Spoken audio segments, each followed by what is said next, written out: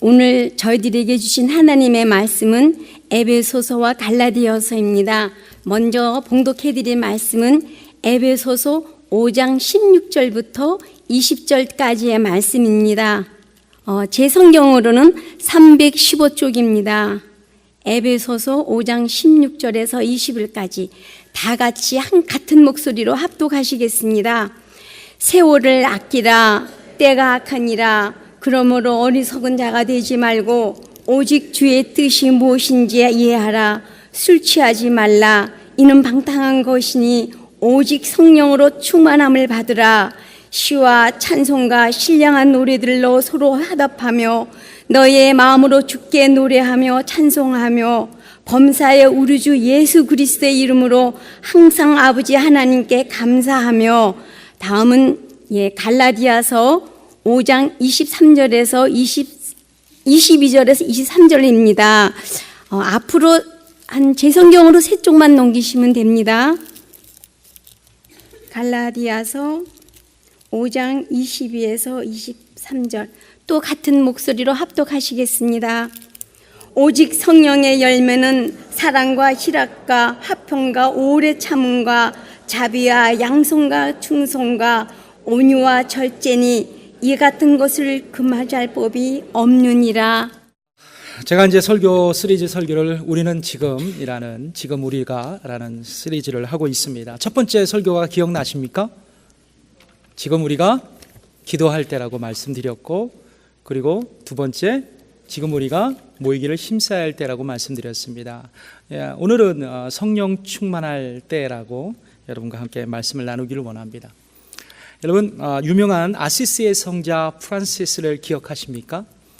앞에 나온 그림과 같은 분인데요. 그가 이제 예수님을 영접한 이후에 직접 겪었던 일이었습니다. 어느 날 그가 이제 길을 가다가 우연히 문둥병자를 만나게 됩니다. 나병 환자라 그러죠. 그런데 그 나병 환자를 보는 순간 그의 마음에 갈등이 일어났습니다. 한쪽 마음에서는 그에게 가서 기도해주고 축복해주고 싶은 마음이 들었고, 또 한쪽 마음에서는 그냥 좀 더러우니까 전염될까봐 두려워서 멀리할 수 있는 그런 마음이 들었다고 합니다.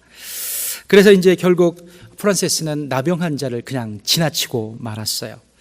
그런데 성령님께서 그의 마음에 부담을 주시기 시작했습니다. 때문에 프란시스는 가던 길을 멈추고 그냥 서서 하늘을 바라보며 기도하기 시작했어요. 주님, 저의 마음이 너무나도 지금 불편합니다. 제가 그냥 나병 환자를 지나쳤는데 그것이 잘못입니까? 이렇게 기도했어요. 그랬더니 하늘에서 이런 음성이 들려옵니다. 내가 왜 그냥 그를 지나쳤느냐? 이때 프란시스는 솔직하게 이렇게 얘기했어요. 너무나 두렵고 그 병이 나에게 전염될까 봐 두려워서 그냥 지나쳤다고 솔직하게 고백을 합니다. 그때 프란시스에게 주님의 음성이 이렇게 들려왔다고 합니다. 너는 그 더러운 나병 환자보다 나으냐? 너는 이전에 그 나병 환자보다 더 더럽혀진 죄인이었다. 그런데 난 그런 너의 모습을 그대로 품고 내가 너를 사랑했단다. 그 순간 이 프란시스는 나병 환자보다 더 추하고 더러웠던 자신의 과거의 모습을 주님이 사랑의 품으로 품고 받아주셨음을 깨닫고 구원받았다는 것을 인식하게 됩니다. 그래서 그는 다시 나병 환자에게 찾아가서 포옹을 하면서 그에게 사랑의 입맞춤을 하고 축복의 기도를 해 주었다 그래요.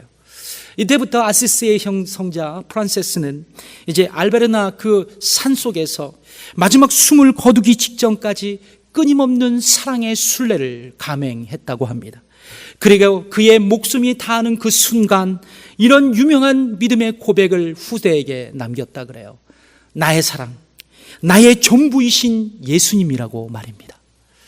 그렇습니다. 사랑하는 성도 여러분, 이 성 프란시스의 일화를 통해 우리는 중요한 한 가지의 교훈을 발견할 수 있습니다. 그것은 바로 예수님을 믿음으로 말미암아 하나님 앞에 의롭다 하심을 받은 그리스도인들은 이제 의로우신 하나님 앞에 어떻게 올바른 삶을 살아가야 할지를 고민할 수 있어야 한다는 것입니다. 그러므로 성도 여러분, 우리가 하나님의 은혜로 구원받은 자들이라면 구원에 합당한 그 평생의 삶을 살아가야 합니다. 이것이 바로 복음을 받아들인 저와 여러분의 일생이 되어야 한다는 것이에요. 그런데 여러분 문제가 하나가 있습니다. 인간이 좀처럼 변화되기 쉽지 않은 존재라는 것입니다. 이것을 어떻게 알 수 있냐고요? 내 자신부터 생각해 보면 너무나도 잘 알 수 있는 사실입니다.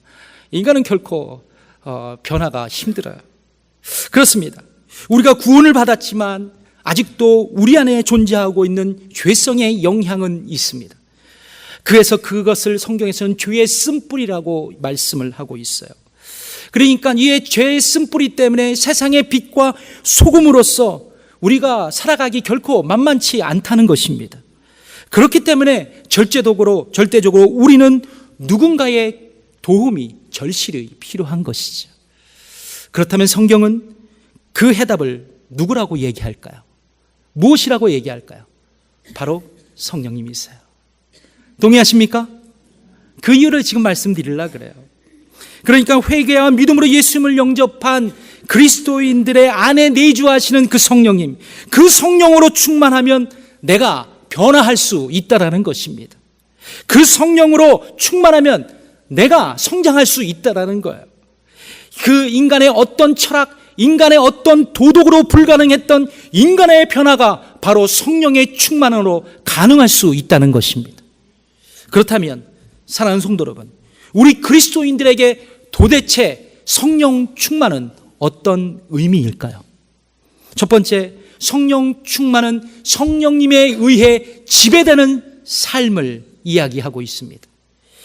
여러분, 지난번 두 번의 설교를 할 때 제가 예수 승천과 성령 강림에 대한 설교를 부활절 이후에 여러분들과 함께 나눠본 적이 있습니다. 그때 말씀드린 거예요. 우리가 죄를 회개하고 예수 그리스도를 구주로 영접하면 자동적으로 성령을 받게 된다는 거예요. 성령 세례, 성령 침례라 그러는데요, 우리 안에 성령님이 거하십니다. 그것을 성령의 내주하심이라고 말씀을 드렸어요. 그러니까 구원과 성령의 내주하심은 동시에 이루어지는 사건입니다. 그러므로 저나 여러분 안에 누가 계시다고요? 성령님이 계시는 거예요. 여러분 믿으십니까? 안 믿어져요? 성경은 그렇게 얘기하고 있습니다. 우리가 알지 못하던 이해하지 못하던 분명히 예수 믿는 자들에게는 성령님이 거하고 계세요. 그래서 우리 보고 성경을 뭐라 그랬냐면 너희가 성령이 거하시는 전인 줄 알지 못하느냐 말씀하고 있는 거예요. 그렇습니다. 또한 성령님은 우리가 구원받은 성도들, 구원으로 그 구원을 보증하시고 그 구원받은 성도들의 안전을 보장해 주시는 분이시라고 말씀드렸어요. 그래서 성경은 뭐라 그러냐면 성령의 인치심이라고 말씀을 드렸습니다. 그러니까 우리 안에 거하시는 성령님은 하나님의 자녀가 된 우리가 더 이상의 세상의 소유가 아니라 하나님의 소유인 것을 세상의 환난과 공고와 핍박과 절망 그 어떤 것으로부터라도 하나님의 사랑에서 떨어지지 아니하도록 안전하게 믿는 성도들을 인도하시고 보장하시고 그리고 보살펴 주시는 분이 성령님이시라는 거예요. 그리고 그 성령님은 또한 진리의 영으로서 우리들에게 말씀을 가르치시고 어려울 때마다 그 말씀을 생각나게 해주시는 분이 바로 성령님이시라고 성경은 말씀하고 있습니다. 이것을 성령의 조명하시라고 말씀드렸어요. 그런데 오늘 이 성경은 더 나아가서 그 성령님을 하나님의 깊은 지식까지도 갖고 계셔서 사람의 마음과 생각까지도 꿰뚫는 통찰력을 갖고 있는 전지하신 분이시라고 오늘 성경은 말씀하고 있습니다. 한번 보실까요? 같이 읽어보겠습니다. 시작. 성령은 모든 것을 곧 하나님의 기쁜 것까지도 통달하시느니라. 사람의 일을 사람 속에 있는 영 외에는 누가 알리요. 그러니까 사람들의 일을 누가 한다고요? 성령께서 아신다고 말이죠. 하나님의 깊은 통찰력으로 말이에요. 또한 성경은 모든 능력을 소유하시는 분이 바로 전능하신 성령님이라고 말씀하고 있어요. 여러분, 하나님께서 천지를 창조하실 때 그분만 독단적으로 하나님 천지를 창조하셨을까요? 아닙니다. 하나님의 신이 수면에 운행하더라. 성령님과 함께 이 땅을 창조하셨어요. 또한 우리가 구원받은 것, 우리가 구원받고 거듭날 수 있도록 옆에서 격려해 주시고 그리고 도와주시는 분이 누구세요? 성령이십니다. 그래서 우리의 구원은 하나님의 은혜요, 예수님의 은혜요, 성령님의 은혜인 것이에요. 그렇습니다. 바로 성령님은 계시된 성경의 말씀의 저자라고 또한 성경은 규정하고 있어요. 그렇다면 결론적으로 성령님은 누구실까요? 하나님이에요. 맞습니다. 그래서 우리는 그 성령님을 뭐라고 불러요? 성령 하나님으로 부르고 있다는 것이죠. 그런데 한 걸음 더 나아가 성경은 믿는 성도들이 성령 하나님으로 충만하게 되라고 명령하고 계십니다. 그게 바로 오늘 본문의 말씀입니다. 18절에 있는 말씀이에요. 다시 읽어보겠습니다. 시작. 술 취하지 말라. 이는 방탕한 것이니 오직 성령으로 충만함을 받으라 말씀하고 있습니다.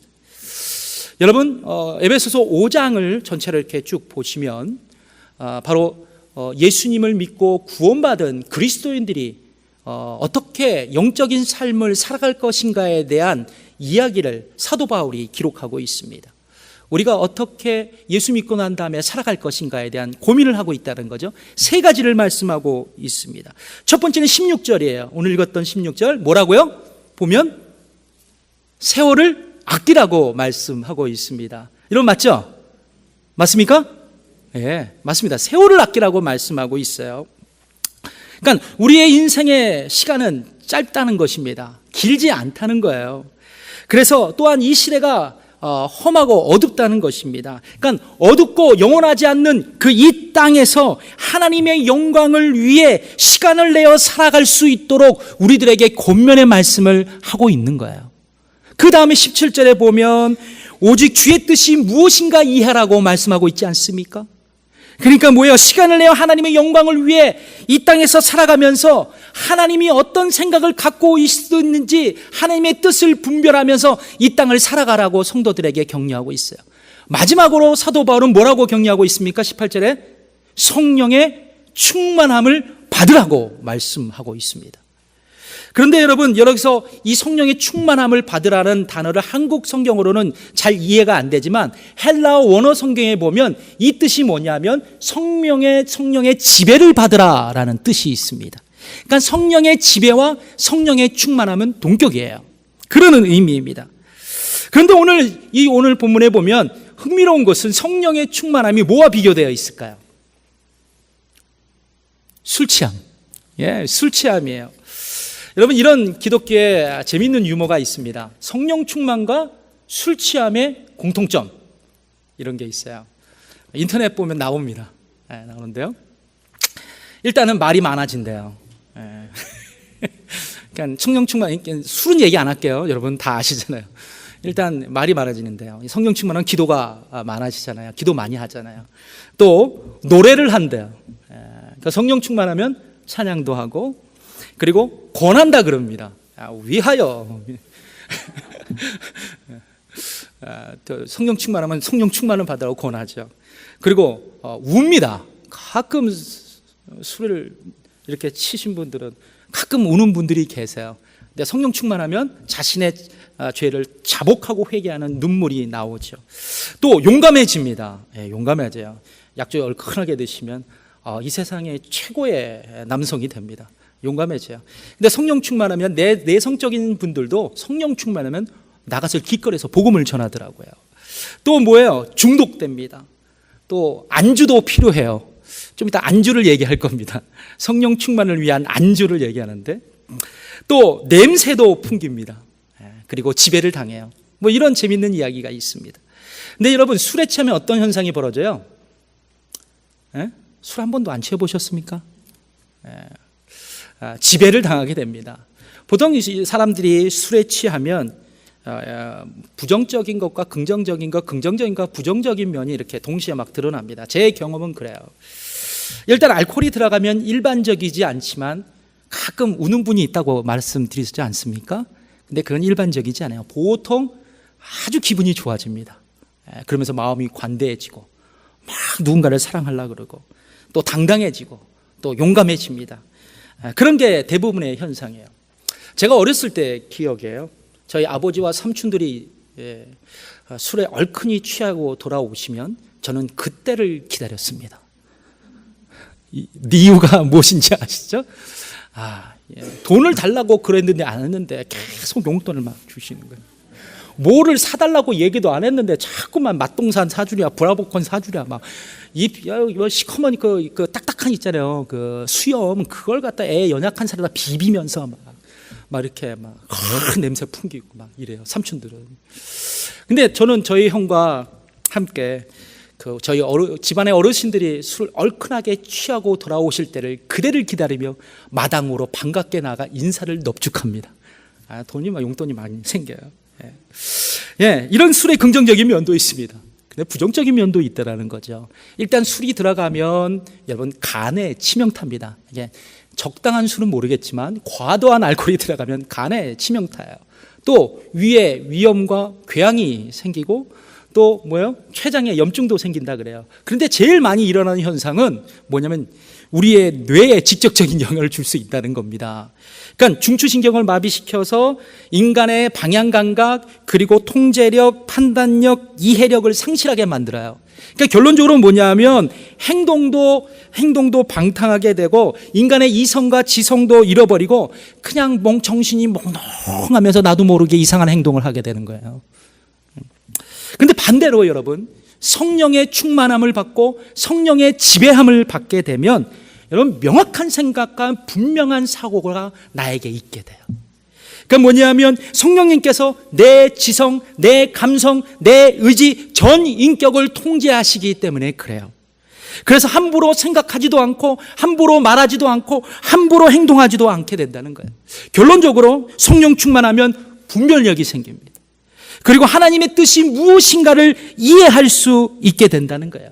그래서 성경은 그런 세상의 술 취함보다는 성령에 취하라고 성령의 충만함을 받으라고 그렇게 우리에게 말씀하고 있는 것입니다.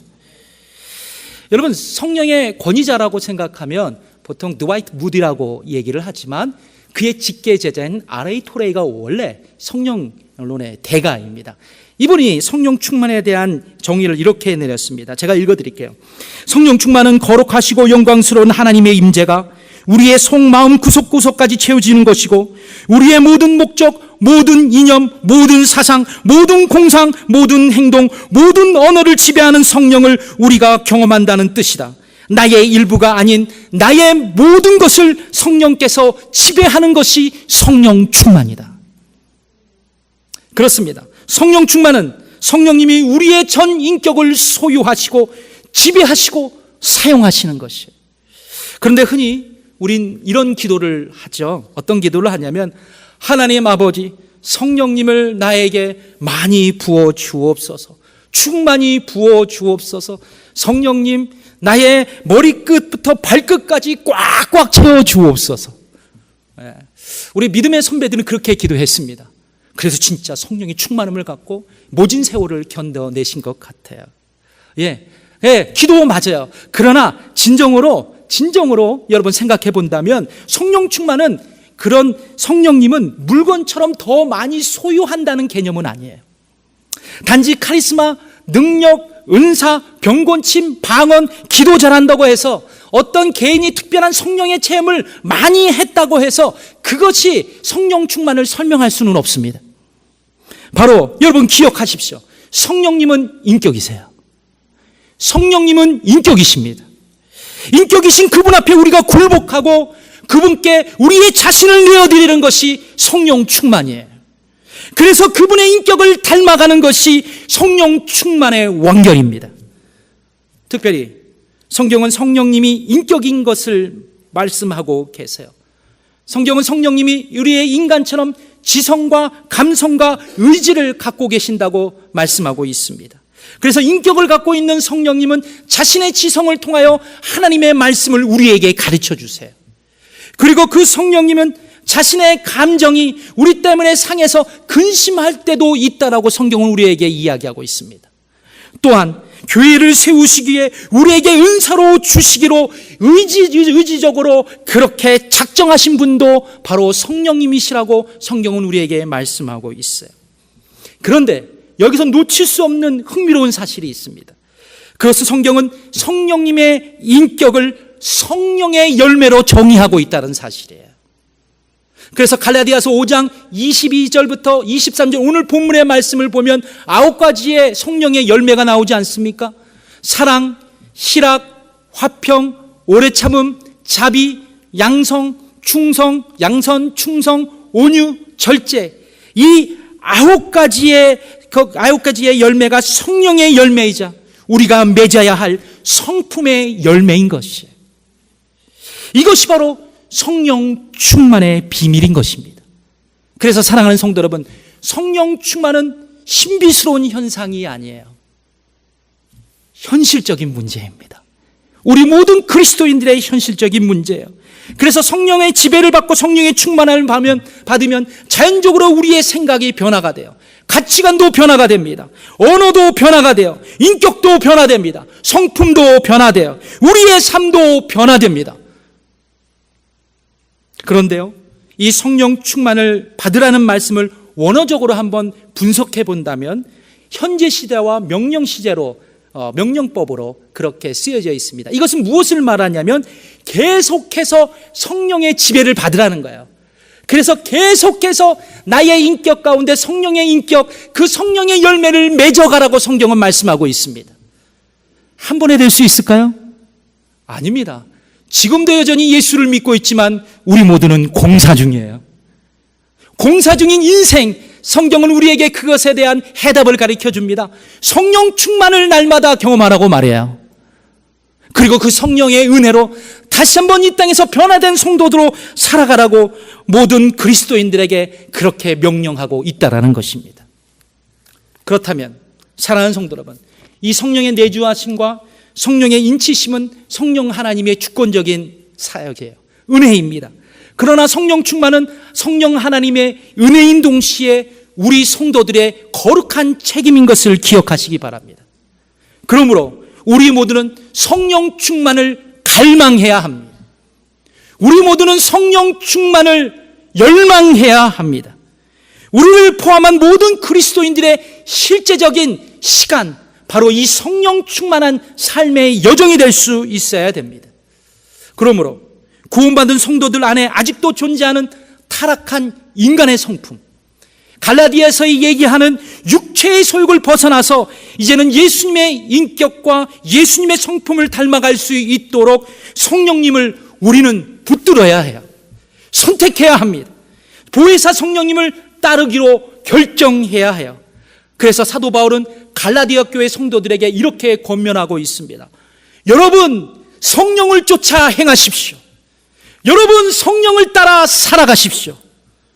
저는 이 하나님의 음성이 우리 성도들의 음성과 은혜가 되었으면 좋겠습니다.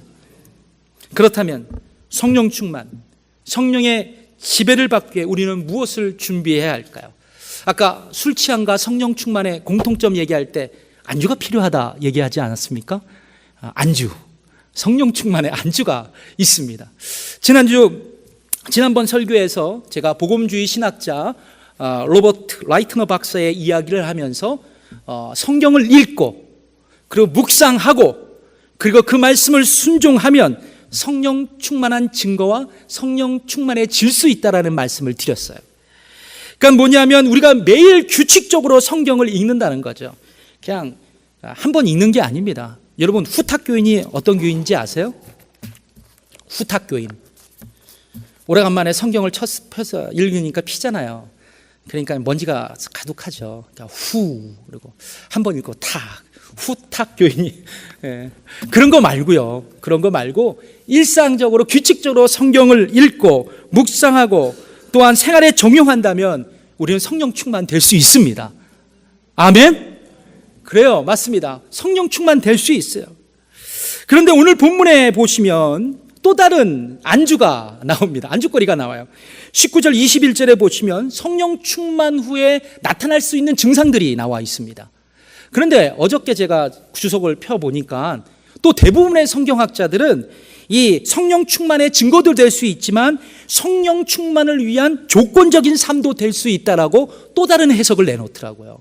이야, 그렇구나. 그럼 이게 뭘까?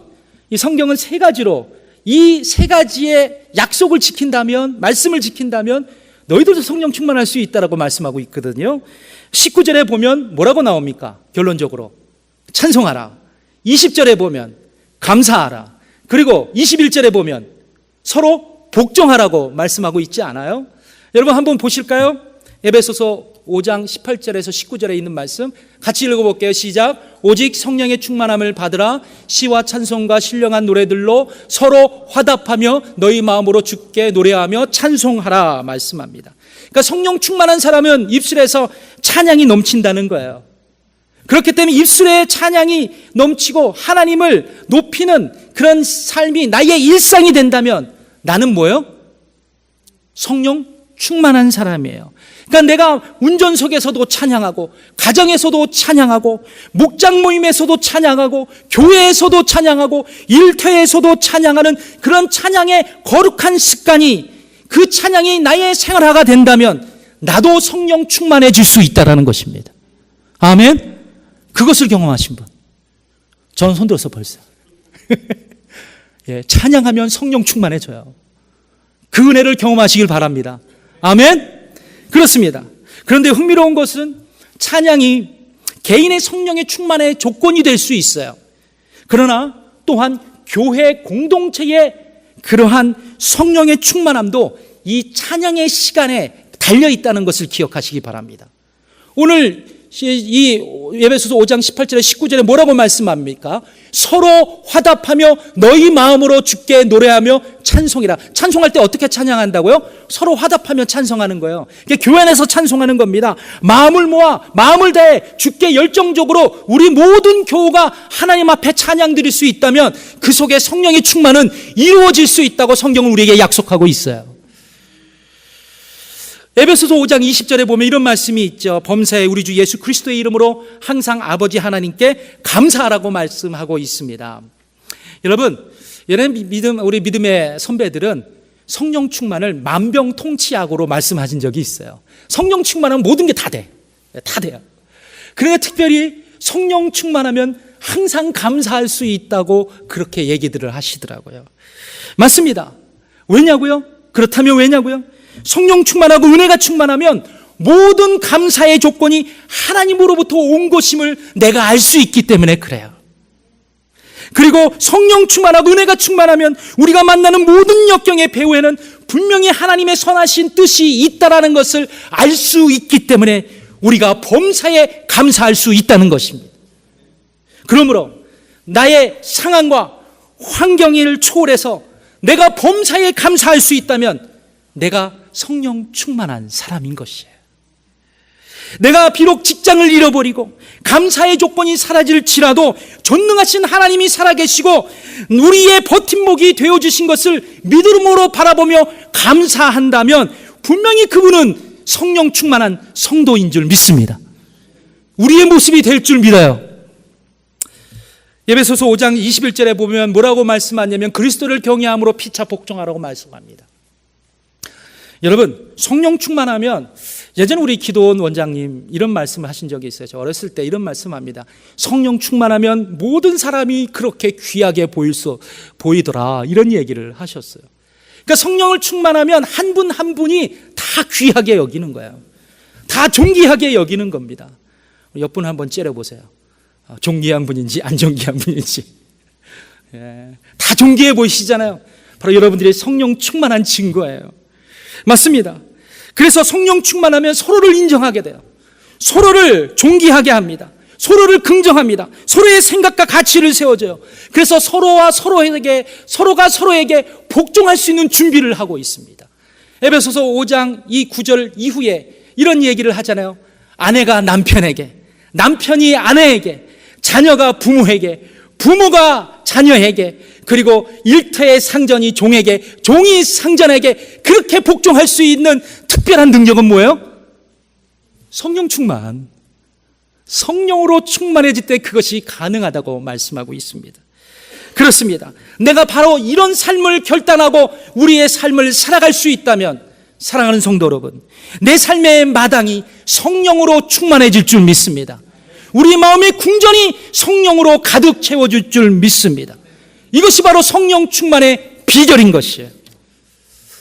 그렇다면 사랑하는 성도 여러분, 성령 충만은 우리에게 또한 어떠한 의미일까요?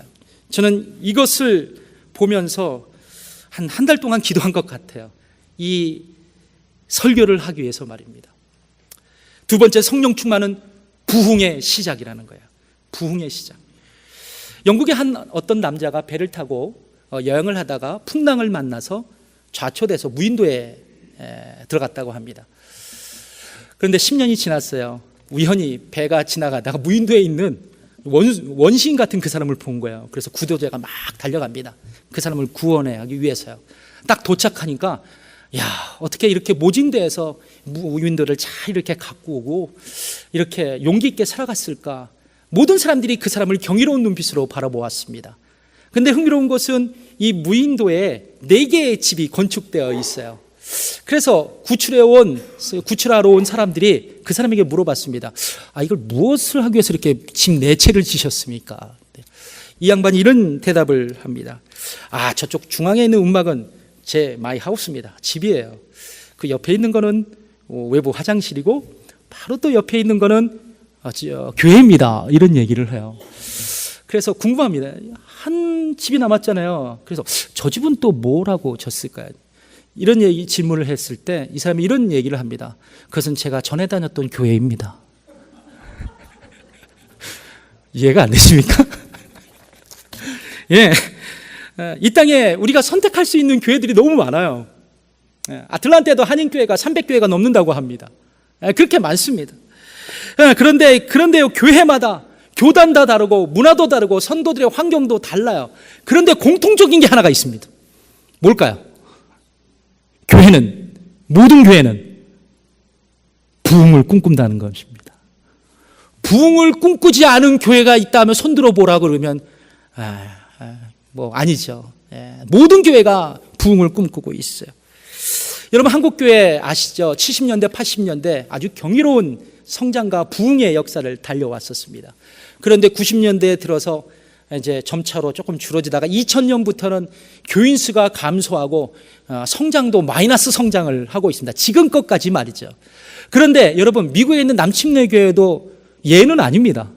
계속 줄고 있고 1년에 교회가 진짜 셀 수 없는 정도로 문을 닫고 있는 것이 우리 미국 땅의 현실이에요. 그래서 우리는 이러한 교회의 위기 속에, 위기의 시대 속에 살아가고 있다는 것입니다.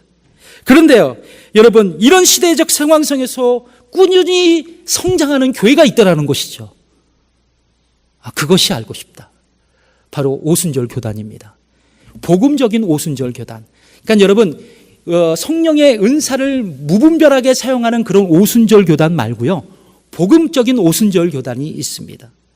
5월 21일자 크리스찬 타임즈에서 기사를 보면서 인용하자면 오순절 교회가 다른 교단의 교회보다 눈에 띄게 성장하고 있다라 그래요. 전 세계 약 3억 명 정도가 이 오순절 교회에 가담하고 있다고 합니다. 신앙생활을 하고 있다 그래요. 저는 이 기사를 보면서 과연 이것이 무엇을 이야기하고 무엇을 반증하는 것인가? 결국 부흥의 관건은 그렇다, 성령운동에 있다라는 것을 발견했어요. 저는 교회사를 너무 좋아합니다. 그래서 셀교회가 아니면 박사과정을 교회사로 받기를 원했었어요. 근데 여러분, 초대교회의 교회사를 여러분 조금 이렇게 연구해 보시면 이 초대교회의 놀라운 부흥의 배후에는 누가 계셨을까요? 성경 읽어보면 사도행전에 제일 많이 나오는 단어 성령님이세요. 성령님의 역사가 초대교회를 세우게 됩니다. 그래서 초대교회의 역사의 히스토리가 성경에 어디에 기록되어 있습니까? 사도행전. 그런데 성경학자들은 그 사도행전을 또 뭐라고 불러요? 성령행전이라고 부르는 것도 바로 그러한 이유예요. 그런데 이러한 성령 충만함으로 부흥했던 초대교회 이후에 다양한 신학적인 논쟁이 교회에 들어오게 됩니다. 그래서 교회는 점차로 머리만 커져요. 뜨거웠던 가슴이 식어져 버립니다. 은혜의 나눔보다는 불필요한 신학적 논쟁이 많아져요. 그래서 그러한 중세시대, 그러한 일들이 많았던 중세시대를 가리켜 역사학자들은 암흑기, 다크 에이지라고 그렇게 말하고 있습니다. 그렇습니다. 교회는 성령이 아닌, 은혜가 아닌 다른 모든 것들을 추구했을 때 교회는 건조해져요. 메마르게 됩니다. 그때 하나님은 그때마다 이 세상을 외면하지 않으셨어요. 다른 영적 지도자를 통해 성령의 운동을 일으키셨습니다. 그 예로 여러분 계몽주의와 그리고 합리주의가 결합돼서 자유주의 신학이 나왔어요.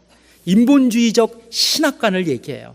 근데 그 자유주의 신학은 우리가 절대적으로 믿고 있는 하나님의 그 말씀의 가치관을 타락시켜 버립니다. 하나님의 거룩한 성경을 과학으로 막 풀어내려 그래요. 사람의 생각으로 풀이를 합니다. 그러니까 자연히 그 시대에 대부분의 서구 기독교인들은 기독교를 관심을 두지 않고 기독교 신앙에서 자꾸만 떠나가고 있을 때였어요. 세상은 어두워졌습니다. 그때 하나님은 4명의 용사를 이 땅에 보내주셨어요. 미국과 영국의 말입니다. 바로 보십시오. 조나단 에드워드, 조지 피필드, 그리고 찰스 피니, 드와이트 무디와 같은 그러한 부흥을 부르짖으며 그렇게 은혜를 선포했던 하나님의 종들을 하나님께서는 그들을 앞장 세우셔서 미국과 영국의 대부흥 운동을 주도하셨던 것입니다. 결과적으로 교회의 부흥의 물결은 이제 미국과 영국의 평신도들에게 넘어갔어요. 그리고 그들 가운데 계속해서 영적인 각성 운동이 일어나게 됩니다. 그것도 첫 번째, 두 번째로 말이에요. 그리고 그 성령의 충만은 멈추지 않습니다. 이제 영국과 미국을 떠나 태평양을 건너 조용한 고요한 아침의 나라 조선 땅에도 이르렀던 것이에요. 그래서 조선 땅에 복음이 전파된 것입니다. 한국 땅에 복음이 들어온 것이에요. 사랑하는 성도 여러분, 그렇다면 우리는 생각할 것이 있습니다. 분명히 성령 충만하면 교회가 부흥할 수 있습니다. 이 세상도 변화될 수 있습니다. 우리가 성령 충만하면 말이에요. 여러분 왜 그렇게 되는 줄 아십니까? 우리가 성령 충만하면 교회가 왜 부흥되시는지 아세요? 바로 여기에 있습니다. 바로 개인의 신앙의 부흥이 교회 부흥의 기초가 되기 때문에 그렇습니다. 동의하십니까? 동의하시면 머리를 끄떡하지 마시고 아멘으로 화답해 주십시오. 아멘. 여러분 우리가 예수님을 믿는 순간 죄사함을 받고 하나님의 자녀가 됩니다. 그런데 그것이 사실이에요. 그러나 우리 그리스도인이 됐다고 해서 죄의 문제와 싸움이 끝난 것은 아닙니다.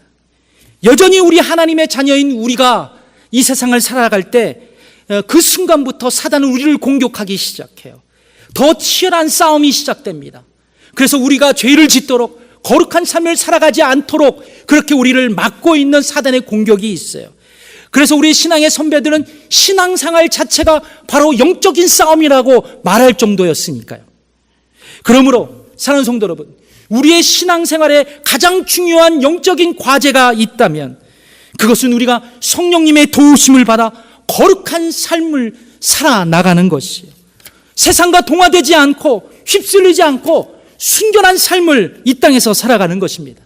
이러한 거룩한 성도들의 행진을 성화의 과정이라고 얘기하면서 신학자들은 그 성화의 결정적인 역할을 하는 것이 바로 성령님이고 우리가 성령 충만해질 때 그러한 거룩한 삶을 살아갈 수 있다고 얘기하면서 바로 그것이 부흥이라고 우리에게 지적하고 있어요.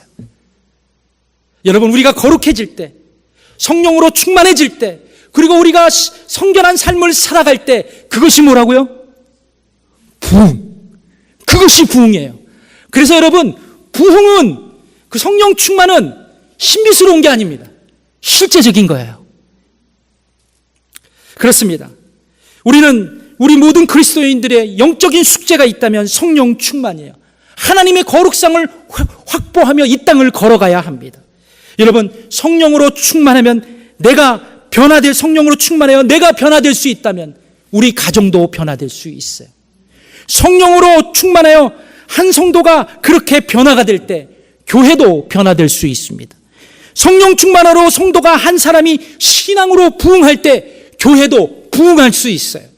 성령 충만으로 우리 교회가 부흥할 때 미국 땅에 그 부흥의 계절은 다시 돌아오게 될 줄 믿습니다. 말씀을 마치겠습니다. 한 가지 말씀을 드리고 이 미국, 영국 이 대부흥 운동이 일어난 다음 그것을 영향으로 1907년 평양에 있는 장대은 교회에서 이제 부흥회가 열렸습니다. 여기에는 미국, 캐나다 선교사님들 또 한국에 있는 걸출한 영적 지도자들이 다 모여서 기도회를 가졌습니다. 근데 이 장도연 교회 존경받는 한 분의 목사님이 계셨는데 보시면 길선주 목사님이라는 분이 계세요. 근데 이분이 이런 설교 잘하시고 은혜 충만케 받고 난 다음에 이런 고백을 막 눈물을 흘리면서 고백하시는 거예요. 내용은 이렇습니다. 자기 친구가 있었는데 자기 친구가 죽을 병에 걸려서 죽기 전 유언을 남겼대요. 재산을 잘 정리해서 자신 후손들에게 나눠주라고. 그런데 잘 관리하다가 나도 모르게 100불을 슬쩍 입마에 포켓했다라는 것이죠. 근데 막 은혜 받고 성령 충만해지니까 그게 견딜 수가 없는 거예요. 막 토해내고 싶다라는 것이죠. 그래서 성도들 앞에 목사님이 강단에서 이런 얘기를 합니다. 나는 나간과 같은 자입니다. 내가 친구의 재산을 관리하다가 그 돈이 욕심나서 내 주머니에 집어넣고 지금까지 살았습니다. 진짜 성도님들에게 말씀드립니다. 내가 내일 아침 일찍 일어나 그 미망인에게 찾아가 이 100불을 다시 돌려주겠습니다. 그래서 통회한 눈물을 흘리면서 성도들 앞에 고백하며 그렇게 눈물을 흘리게 됩니다. 그런데 성도들이요, 이상한 현상들이 일어났어요. 목사님이 그렇게 고백하니까 설교 듣고 있는 모든 성도들이 한 분씩 일어나서 자기의 수치스러운 과거의 이야기를 합니다. 어떤 여인은요, 청일전쟁 때 자기 아이를 업고 뛰다가 무거우니까 자기 아이를 그냥 죽여버리고 도망갔다라는 여인도 고백하게 됩니다. 어떤 남자는요, 이제 남의 것을 도둑질했다고 그런 부끄러운 과거도 고백하고요. 그리고 어떤 사람은 나는 음란한 사람이라고 얘기도 하고요. 어떤 여자분은 나의 시어머니 그리고 나의 형제 자매들을 시기했다라고 눈물을 흘리면서 성도들 앞에 고백을 하게 됩니다. 이런 고백의 현장이 새벽 2시를 넘어까지 그렇게 장대현 교회에서 있었다고 역사학자들은 얘기를 해요. 그런데 더 놀라운 사실이 있습니다. 이 놀라운 변화의 파도가 평양시에 그렇게 일렁이기 시작하고 있었어요. 그래서 이 장대현 교회 이 평양 대부흥의 물결에 참여했던 성도들이 변하기 시작합니다. 그리고 삶의 일터로 흘러나가게 돼요. 어떤 사람은요, 깡패였나 봐요. 폭력을 사는 사람이었어요. 자신으로 인해 상처받던 사람들을 일일이 찾아가서 용서를 구했다고 합니다. 그리고 어떤 사람은 장사로 부당이익을 취했으면 그것을 자신의 죄를 포스터에 쫙 기록해 놓고 동네 벽에다 방을 딱 붙여서 사람들한테 용서를 구하고 그리고 일일이 찾아가서 배상해 주고 용서를 구했다라는 역사적 기록도 남아 있어요. 또 어떤 사람은 사회적 악의 직업을 가진 사회에 해악을 줄 수 있는 직업을 가진 사람들은 자신의 삶을 청산하고 새로운 삶을 모색하기 시작했다고 얘기를 합니다. 그리고 진짜 중요한 거는 평양시에 아름답게 수놓았던 주막들의 불빛이 점점 밤마다 꺼져가고 있었다라는 것이에요. 이 선교사님들의 보고입니다. 그렇습니다. 평양 대부흥의 진정한 주인공은 미국과 영국의 선교사님들이 아닙니다. 어느 정도 기여를 하셨죠. 하지 선교사님 같은 경우는 그분이 첫 부흥의 물꼬를 튼 그러한 선교사님이십니다. 그런데 그분들이 진정한 주인공은 아니에요. 또한 길선주 목사님과 같이 우리 국내파 목사님들도 아닙니다. 바로 이름도 없고 빛도 없지만 하나님 말씀을 열망하며 성령 충만하여 신앙의 부흥과 자신의 삶의 변화를 열망했던, 그래서 기도했던 한 사람 그 평신도 드렸다라는 것이죠. 하얀 옷을 입은 무명을 입고 있었던 조선인들 말이에요. 이들의 부흥의 불씨가 마침내 조선의 부흥의 불길을 그렇게 만들어냈다는 것입니다. 저는 이 설교를 준비하면서 1907년 평양 대부흥 운동의 모습이 우리 교회 성도들의 모습이 되었으면 좋겠다고 생각했어요. 우리 교회의 부흥의 주역이 모두 여러분들이 주역이 되었으면 좋겠습니다. 한 분 한 분이요, 규칙적인 예배 생활, 그리고 말씀 묵상과 기도 생활, 그리고 찬양 생활, 그리고 항상 감사하며 서로 복종하는 성령 충만한 생활을 통해 우리의 삶이 변화되고 신앙이 부흥되어 우리 교회의 부흥의 시절을 회복했으면 좋겠습니다. 그래서 성도 여러분, 부흥은 교회가 크게 만들어지는 것이 아니에요. 부흥은 좋은 목사님이 우리 교회에 오셔서 사역하는 것도 아닙니다. 진정한 부흥은 내가 변화되는 거예요. 내가 신앙으로 부흥하는 것입니다. 지금 우리 교회의 화두는 영적 지도력을 갖고 있는 담임 목사님의 청빙입니다. 이것은 교회적으로 아주 중요한 기도의 제목이에요. 그러나 더 중요한 것이 있어요. 한 달 묵상했습니다. 기도했어요. 부족한 저이지만 내가 먼저 변화되고 내가 먼저 신앙으로 부흥하면 더 좋은 목사님을 하나님께서는 더 보내주실 줄 믿어요. 내가 먼저 부흥하면 모든 문제가 해결돼요. 무엇을 통해서 말입니까? 성령의 충만함을 통해서 말입니다. 은혜의 충만함을 통해서 말이에요. 그래서 주님은 우리에게 이렇게 말씀하십니다. 지금은 너희가 성령 충만할 때라고 말입니다. 아멘! 기도하겠습니다.